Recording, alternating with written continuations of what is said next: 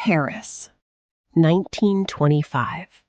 A city alive with art, ambition, and illusion.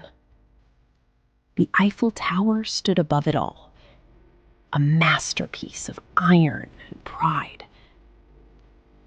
Untouchable, unmistakable,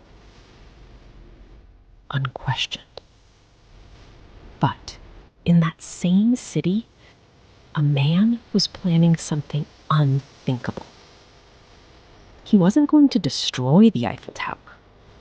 He wasn't going to steal it. He was going to sell it. His name was Victor Lustig. Well-dressed, soft-spoken, precise. He didn't force his way into rooms. Doors opened for him. Because Lustig understood something powerful. If you look like authority, people rarely question it. So, he became an authority, forged government papers, created a new identity, a high-ranking official in charge of infrastructure. And then, he found his target. Lustig contacted several scrap metal dealers in Paris, men who understood profit, men who saw opportunity where others saw rust. He invited them to a private meeting, not in a government office, but in a luxury hotel. Because secrets don't feel real unless they feel exclusive. Inside that room, Lustig revealed the truth, or at least what sounded like the truth. The Eiffel Tower, he claimed, was too expensive to maintain, outdated, a burden on the government. So it would be dismantled and sold for scrap, quietly, secretly. Only a few dealers were invited. Only a few could bid. And somehow, they were chosen. One man stood out, André Poisson, a businessman eager to prove himself, to rise above the competition, to belong. But something didn't feel right. The deal felt rushed, too secretive, too strange. Lustig saw the doubt, and instead of pushing harder, he did something brilliant. He pretended to be corrupt. He hinted that he expected a personal bribe, a private incentive. And suddenly, everything made sense. This wasn't a scam. It was government corruption.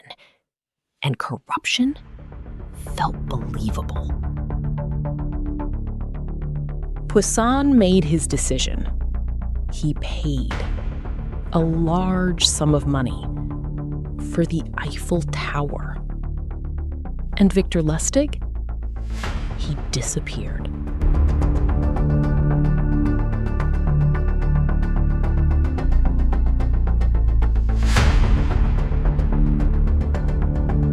Days passed. No updates, no documents, no tower. Then came the realization. Heavy, quiet, unavoidable. He had been deceived. But Poisson didn't go to the police, because reporting it meant admitting something worse than losing money. It meant admitting he had been fooled.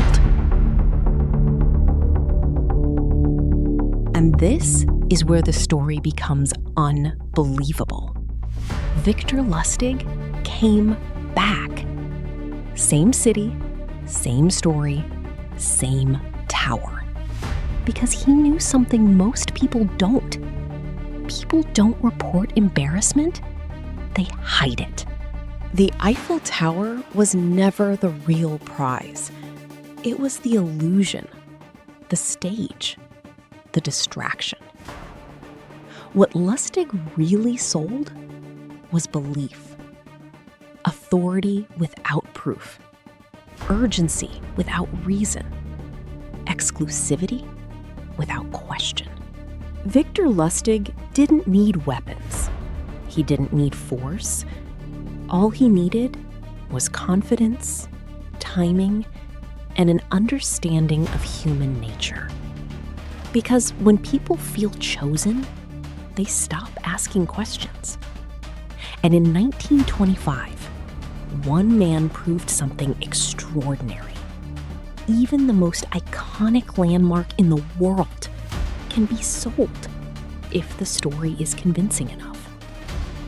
The Eiffel Tower still stands today, but for a brief moment in history, it belonged to a con man.